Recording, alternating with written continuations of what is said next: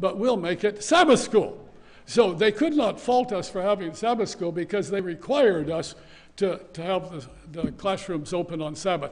So this is what the Adventists did for 70 weeks. They had school on Sabbath, but it was Sabbath school. And we got through that. Well, the conferences said, we want our students, the students there, to come out to the field. We had, as I said, they had like a 2-year education. I started a 4-year education, and some of them had gone through therefore their 3rd year, and the conferences said, we want the students, and we want you to graduate the students. So we moved the seminary to Nairobi, and we held the seminary the 4th year only. That's the only ones we invited. 4th year students, we invited them. So we had our college in the basement of the medical center in Nairobi. And we got through and graduated, the first college graduation for the Adventists. And unfortunately, it wasn't at Bugema, but we graduated them and sent them back.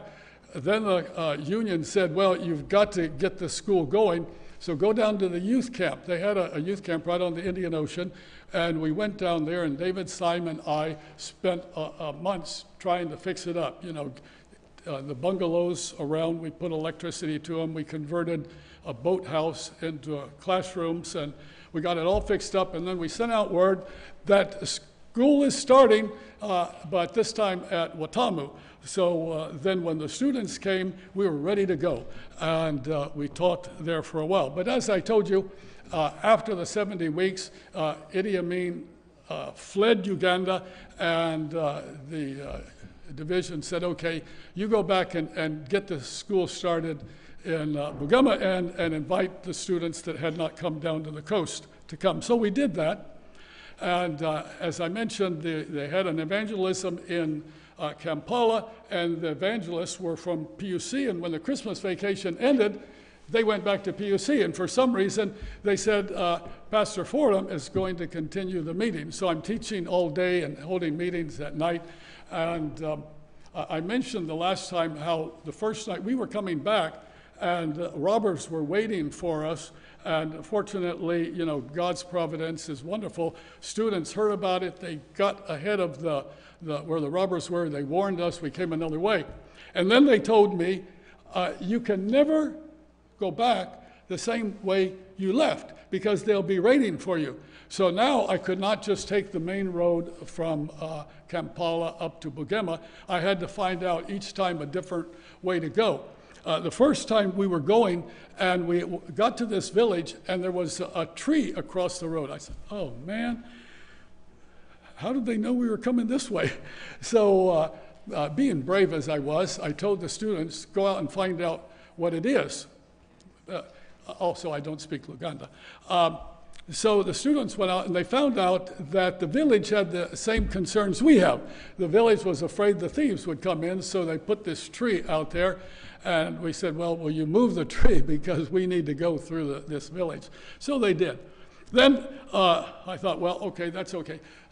The next time I'm coming, I'm going through the village. This time they did not have the tree up yet. But as I drove through, a car pulled off from the curb and started coming after me.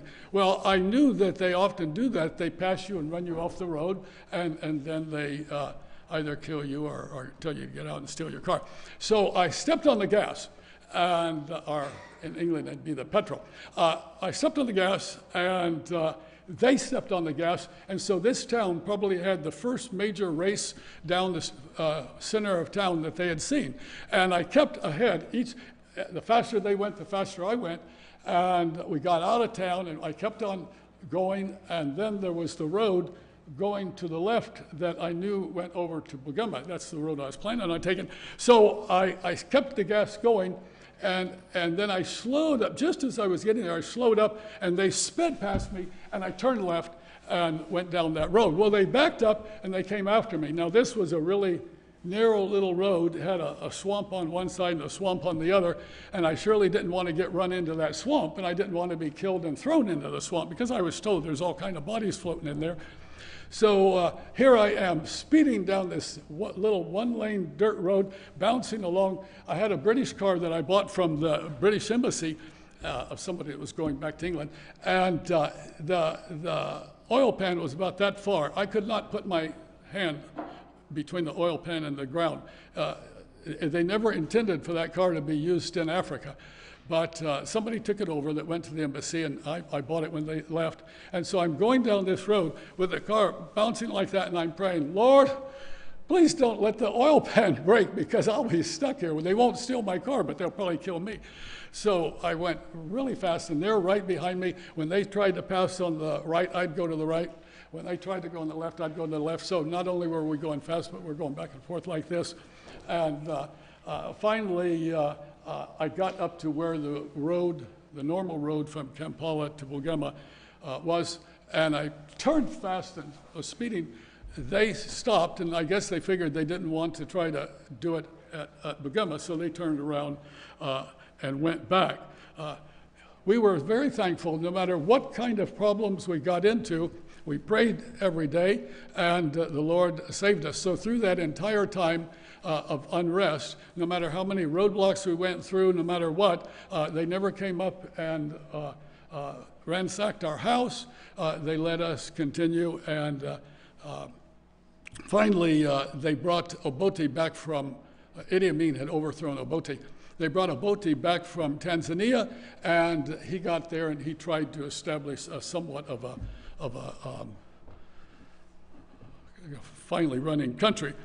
It didn't work. I might say, I'm done with that story, but I might say that one of the Seventh-day Adventists who were part of the opposition to Obote before Idi Amin, Obote was president, he was part of this opposition, and he went to England when they wanted to bring Obote back. Then when they overthrew Obote for the second time, the Seventh-day Adventist doctor became the prime minister of the country. So now we had an Adventist up in the top levels, and he made sure that we got our hospital back and everything was working fine. God oversees. We were worried about going there, whether we would survive, but we decided if God calls us, he'll take care of us, and he did. Thank you. Okay, do we have Mission Spotlight up there to turn on? No Mission Spotlight? Okay, we'll pass on it then. We've had our mission story, don't you think? Gary has told, oh, he's gone, okay. He has told me so many stories about his life in Africa.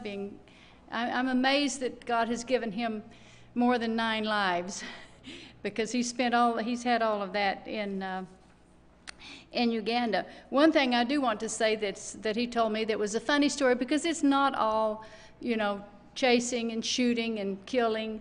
There are some funny times, and one of the funny times that he was telling me was that one of the things that they really enjoyed was all these mission magazines, that you sent to them from America, not just mission magazines, but all the magazines that are, I can't even think of the names of them now, that we put out. Anyway, they had lots and lots of magazines, and the students and other people were coming in and taking them.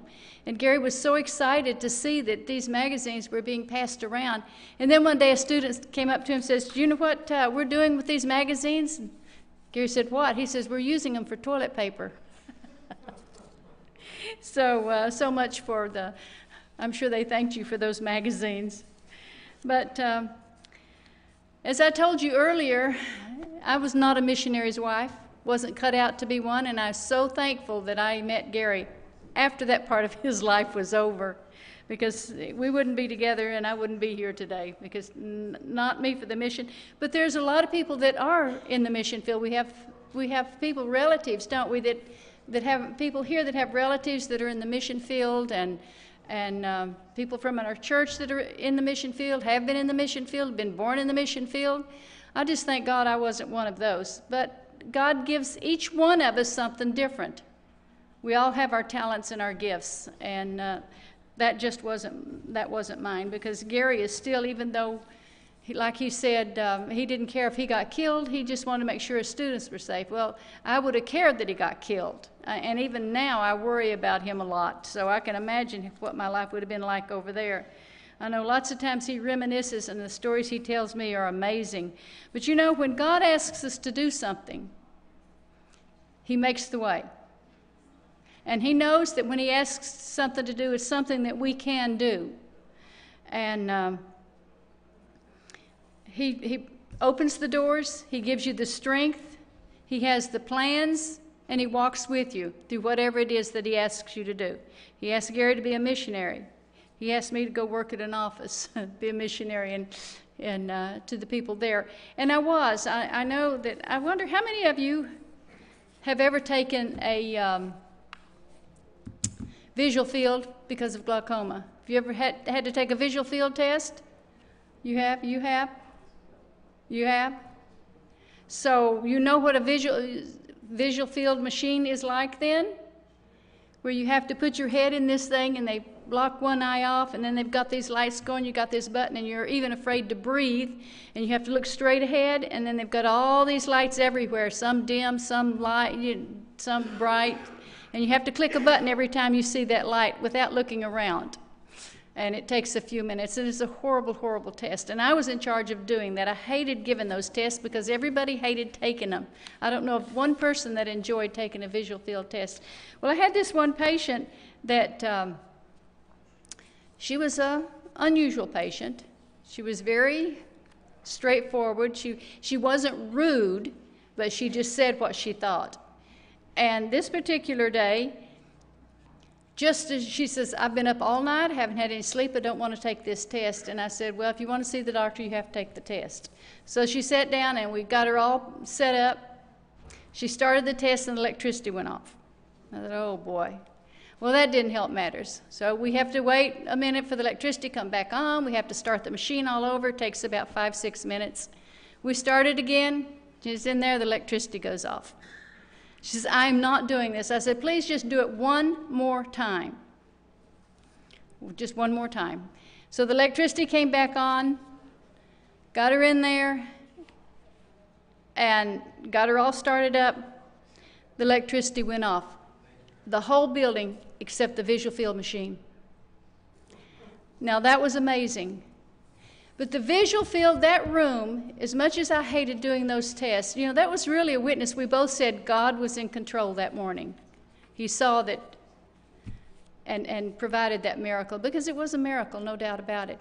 In that visual field room is where I did my witnessing. You know, at work, you're not allowed to pray with people or talk to him, but in that room, I prayed with people, and I talked with them, and I witnessed with them. And only people that ever knew it was me, that person, and God. So God, we may not be in the mission field overseas, but God has our missions here. And as time is winding down now, we have missions in witnessing to our neighbors, to our co-workers, to somebody in line at the grocery store, but only if God makes the opening. My prayer every day is, God, if there's somebody you want me to witness to, you bring them, you make the opening and give me the words, and I will.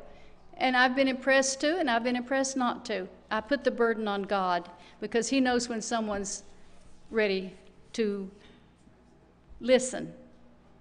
And our neighbor, I've tried to give her books, I've tried talking with her, but it's like, and she's a very good Christian lady. She goes to church, she has her Sunday school class, and a wonderful lady, watches our house while we're gone. But last night, for the first time, I did get to witness to her. We were talking on the phone. We were talking about end times. And so I think maybe God is beginning to open up a way there, too. But anyway, whatever God asks us to do, he does give us the strength to do it. And he opens the doors. And we should just rush right in. So I'm going to close now, and can we put the Sabbath school classes up, please? Is there anyone in here that doesn't know where to go for a Sabbath school class? Okay, we've got one visitor, so if you can put the Sabbath school class up there, are you listening? No? Wait a second. Okay. Because it says 10:50. I've always been in administrative, and it's like everything's got to be on time for me. You know, it's like chop, chop, chop. Okay, here we go. The alcove, the open door is in the open circle, which is through this, or you can follow someone. Does someone would like to invite her to your class? This lady, would you please stand up? So I know that's terrible. No, she doesn't want to stand up. I don't blame her. You can follow someone. This is a really good class in here if you want to come in here. That's where I go. Okay, so so everyone can be dismissed for your classes then. Thank you.